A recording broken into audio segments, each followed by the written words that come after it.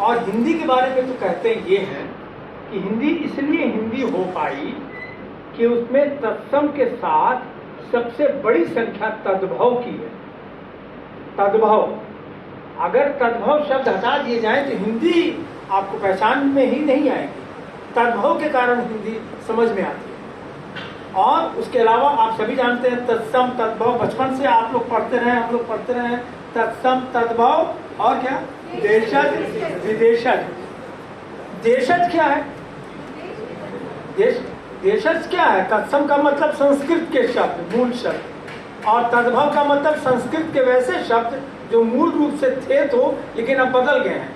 जैसे हाथ, हाथ शब्द जो है वो तद्भव है, जबकि मूल संस्कृत शब्द है हस्त। अब हस्त का प्रयोग कोई नहीं करता है, हम लोग हाथ का प्रयोग करते हैं। तो सैकड़ों नहीं हजारों हजार शब्द हैं जो हिंदी को हिंदी बनाते हैं, वो तद्भव है। और फिर हिंदी को हिंदी बनाने वाले शब्द हैं वो देशज हैं। तो न तो तत्सम है न तो तद्भव है। तो हैं कहाँ के वो शब्द? कहाँ के? वो मगही के हैं, भोजपुरी के हैं। आपको ताज्जुब होगा कि वो आदिवासी इलाकों में बोली जाने वाली बोलियों से। आपको ये भी ताज्जुब होगा कि आप जब बोलते हैं, आप जब बोलते हैं तो हमारी भाषा में, हमारी जुबान में कहाँ तेलुगु है, कहाँ बांग्ला है, कहाँ तमिल है और कहाँ अरबी है, कहाँ तुर्की है। का हम तुर्की का पाजामा पहने हैं, तुर्की शब्द है पाजामा, और हमने कमीज पहनी है फारसी की। तो ये चाहे फारसी हो, चाहे अरबी हो, चाहे अंग्रेजी हो, ये सब एक अर्क अर्क बूंद बूंद करके हमारी भाषा में जमा है। तो ये ध्यान में रखें आप। और ये कविता सुने। कविता का शीर्षक है हिंदी, जो दक्षिण भारत के बहुत प्रसिद्ध साहित्यकार हैं प्रोफेसर के सच्चिदानंदन, उनको समर्पित है ये कविता, केदारनाथ सिंह की। हिंदी।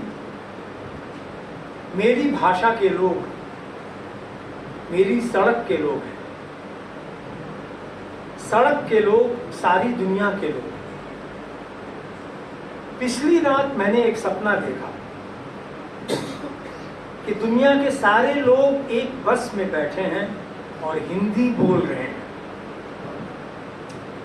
और वो पीली सी बस हो गई गायब, और मेरे पास रह गई सिर्फ मेरी हिंदी, जो हमेशा बच जाती है मेरे पास हर मुश्किल में,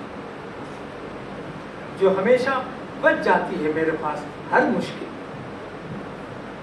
कहती वो कुछ नहीं, पर बिना कहे भी जानती है मेरी जिह्वा, जिससे मैं बोलता हूं उसको। पर बिना कहे भी जानती है मेरी जिह्वा कि उसकी पीठ पर भूरी हुई चोटों के कितने निशान हैं, कि आती नहीं नींद उसकी कई क्रियाओं को, रात रात भर दुखते हैं अक्सर कई विशेषण। पर इन सब के बीच एक छोटी सी खुशी से थरथराती रहती है वो, कि तुम झांक आओ सारे सरकारी कार्य में, छान डालो फाइलों के ऊंचे ऊंचे लंबे मनहूस पहाड़, कहीं मिलेगा ही नहीं उसका एक भी अक्षर। और वो नहीं जानती, इसके लिए अगर ईश्वर को नहीं तो फिर किसे धन्यवाद दे।